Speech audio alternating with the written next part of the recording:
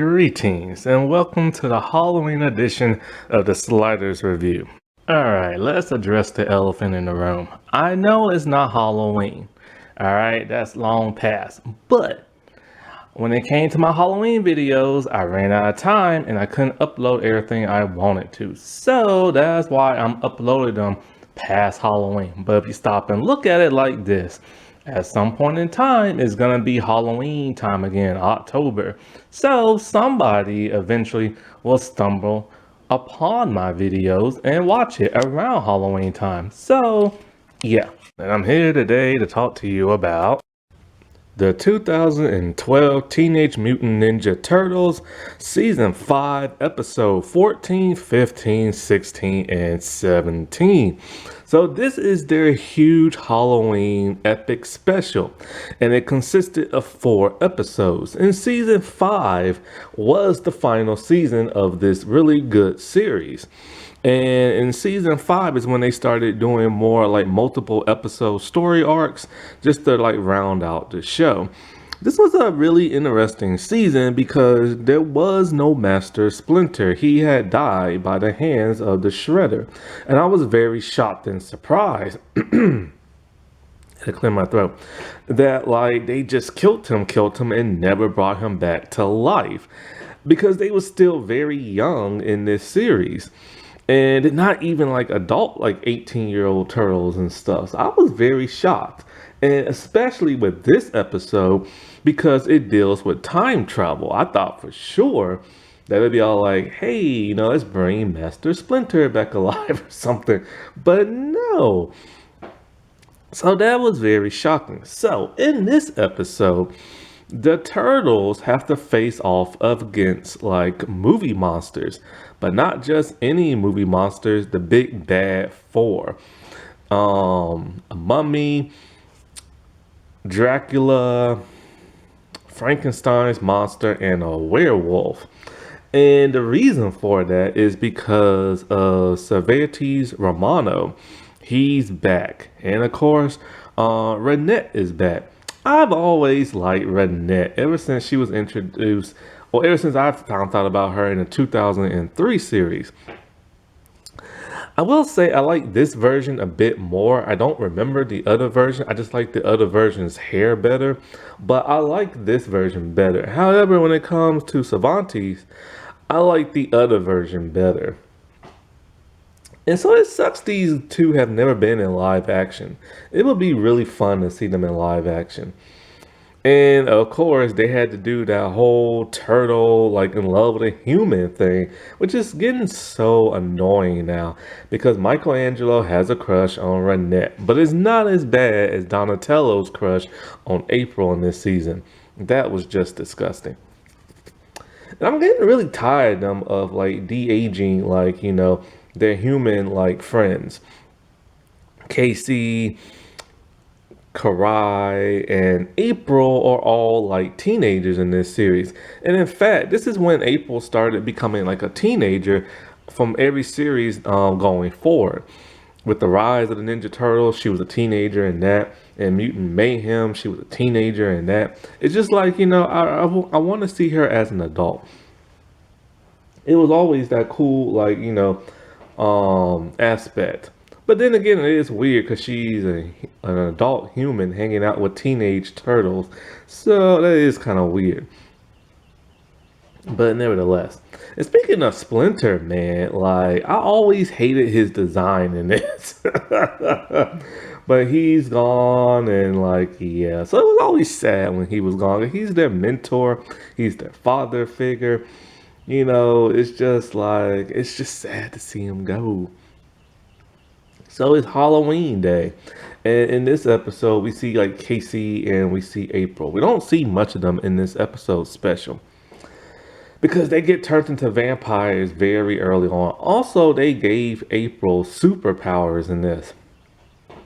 Not only does she know martial arts, but now she has superpower because she's half Utron.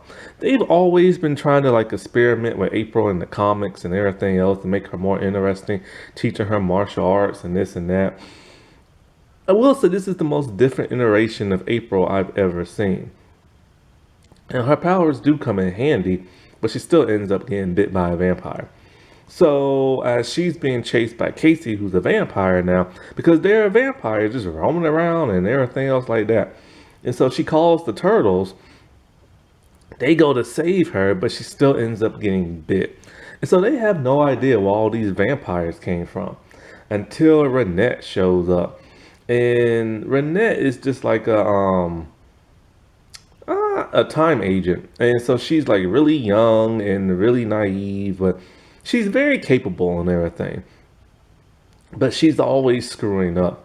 She was screwing up a lot in the 2003 series, but here she's more capable. It's funny how she uses all like slang in the wrong way. I always like that about her in this series. So basically, the reason why she's here is because Cervantes Romero got like free of his like prison, but she's kind of responsible for that. See, she had to go check in on him, and he's back in like the Dino era. And so he stole like her backup time travel thing. And so when he did that, he basically just wants revenge. He wants revenge on those that turned him into this monster looking thing. And he just wants revenge on everybody, especially the turtles. And cause see, he used to be human and he got turned into like a monster.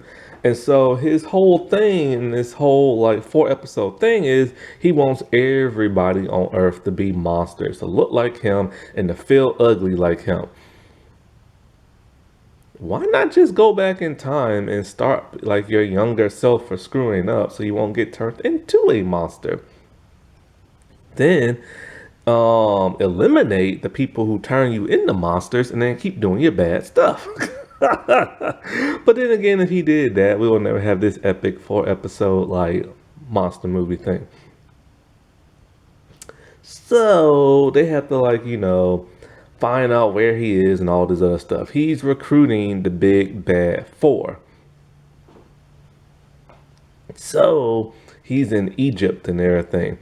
And so like, the turtles, they follow along and we get to see some really cool like Egyptian stuff. We get to see some mummies attack them and it's really cool. And so like the whole tomb is like, booby trap. And then they see like the pharaoh, the head of like, the mummies and stuff. And the turtles are having a really hard time fighting these dudes because, they're already dead. You chop off a limb and they still move around. So after nearly getting killed with the booby traps and killed by like the mummies and everything, Cervantes, like he just like leaves, so they have to like follow him again. And then he goes to Transylvania. Renette realizes that they need to blend in. So she changes the turtles' appearance by giving them clothes and everything look like vampire slaves from back in the Van Helsing days. I have to say, I really like Seth Green's voice in this. At first, I thought I wouldn't because his voice is normally deep. And it was a little bit deeper in season 4, but it's lighter in season 5. It sounds completely different from Jason Biggs. Jason Biggs has a more lighter voice. And when his replacement came in after he got fired, was very similar. I don't know why they didn't keep with the replacement because it would have been more similar to Jason Biggs. But Seth does a really good job.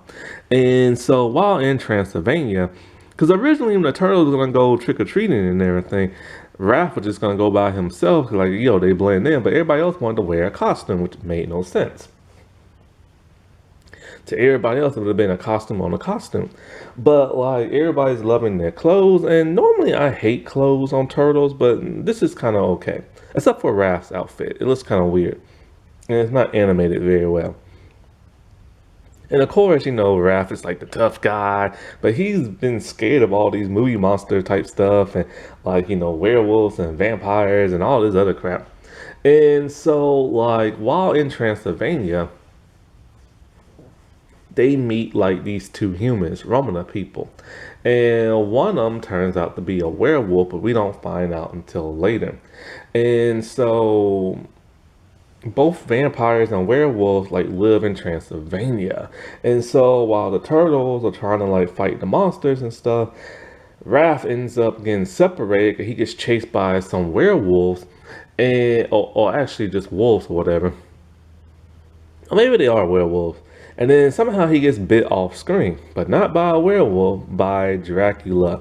And so he turns into a vampire now. And this is a nod to the comics, because in the comics at one point he turned into a vampire. It is a really funny line where he's all like, Michelangelo, I want to suck your blood. And then Mikey's all like, nah, dude, ain't nobody gonna suck me. Oh, I love that innuendo stuff. But one thing we notice when it comes to Dracula is that he's his own boss and doesn't like being bossed around. So him and Cervantes have kind of like this back and forth type thing. And so now with like 3 of the monsters at his disposal, and now Raph being turned and turning against the guys and everything, now he only has 1 monster left. So he goes to wherever like Dr. Frankenstein lives. And so the turtles, they help Frankenstein build his monster because Renette, her time scepter, is like out of power. And she can barely fight with this thing, but she's still capable of fighting. But she just needs like extra boost of power. So they agree to help him so that she can sneak and like power up her thing. Plus Donnie needs synthetic blood. Why? Because if Raphael bites and drinks anybody's blood, he will fully stay a vampire. And so we get some really cool scenes with like, the turtles fighting Raphael and like, the other vampires and stuff. Frankenstein monster bonds with that of Michelangelo. And next thing you know, it's like they're able to capture that of like Raphael. I really love how they changed up Michelangelo and Donatello's weapons. Donatello basically like has his bow staff, but then there's a blade that comes out like a spear. And Michelangelo, his nunchucks have like extra blade at the end, and the chain can go at least 10 feet and everything. I don't know where that 10 feet comes from, but it goes 10 feet. And so, like, it was really cool to see, like, Michelangelo bond with that of, like, Frankenstein's monster and befriend him. But sadly, Frankenstein monster is under now the control of that of Dracula. Because Dracula can just, like, look into somebody's eyes and this and that. So, with Renee halfway charging her staff, they end up, like, still traveling through time. And then, so back in the present day, with his new army of monster, Cervantes ordered them to start biting people. So now we have mummies everywhere, werewolves everywhere, and vampires everywhere. And so like the entire city just being like overrun. And the turtles are having a really tough time trying to like stop them. Plus, they have to deal with Raphael, who literally manipulates Michelangelo into breaking him free. And he ends up biting Donatello. So now, they have April, Casey, the 4 monsters. They got like Cervantes and, Donnie and Raph to deal with. So it's not looking very good for them and everything. And so when Renee changed their appearance, she also changed Donatello's staff, where his staff is literally able to emit light to like harm the vampires. And so Michelangelo, who's normally the dumbest person in this show, like, my God, they really dumbed down Michelangelo in this series. And so, like, he remembers a lot of, like, movie trivia stuff from, like, the movies he watched. And so he's able to get, like, a little bit of extra footing and stuff. And when it comes to like Dracula, he pretty much betrays that of like Cervantes when Raphael steals like the time scepter. He wants to go back in time to the beginning and start biting every human there is. But he doesn't know how to use the staff, so him and Cervantes decide to be partners. I do not like this version of Cervantes. He's just wimpy and everything and a pushover. But anyways, Michelangelo remembers in order to stop the vampires, you have to kill the head one. So, in a very epic way, he takes Donatello's staff and he plunges it through like the heart of Dracula. And it is interesting when they kill on this like CGI show. They killed Splinter, they killed Shredder, and they killed him. And I remember it took me the longest time to start watching this series because I did not like the animation. And I still don't like the animation in this. I hate the way the turtles look with their big feet and arms and their hands and like, their block shape. But they do look like little turtles, though, I will say that. So with like, Dracula down and like Frankenstein monster not under his control no more, and the werewolf dude turned back into like a human. I forgot what happens to the mummy, but anyway, he probably got cut up or something. I don't know. I can't remember. So basically, they defeat what's his face and they send him back to prehistoric times. And so as Renee's about to, well, not Renee, but Renette's about to leave, Michelangelo says something really sweet and nice to her because he's crushing on her. And she's all like, "Oh, that's the second nicest thing you ever said to me." And so he wants to know what's the first. And so with a weird flirty way, she tells him, "We'll find, or you'll find out in the future." And she gives him like I think like a kiss on the cheek or something like that, and she leaves. So it's showing that those two are gonna have something in the future, which is really gross and like nasty and everything, because he's a turtle and she's a human. But what kind of future are they gonna have? Because we already saw that one like future episode where it's like a dystopia future, and Michelangelo's like this old skinny little wise turtle and stuff. So I don't know. But after that, the rest of the group goes like trick or treating and everything like that. But it was like a really, really, really cool episode. At first, when I first watched this years ago, I didn't really like this episode. Only the first one when they went to like Egypt and stuff. But I've come around to like it a whole lot more. And as for Frankenstein Monster, well, the werewolf dude went back to his time. I still don't know what happened to the mummy, but Frankenstein Monster went back with Renette to the future so he can be appreciated and not looked at as like a freak and stuff, which was really nice because you know how Frankenstein Monster is. He's shunned by humanity because of the way he looks, kind of like how the turtles are. That wasn't that spooky.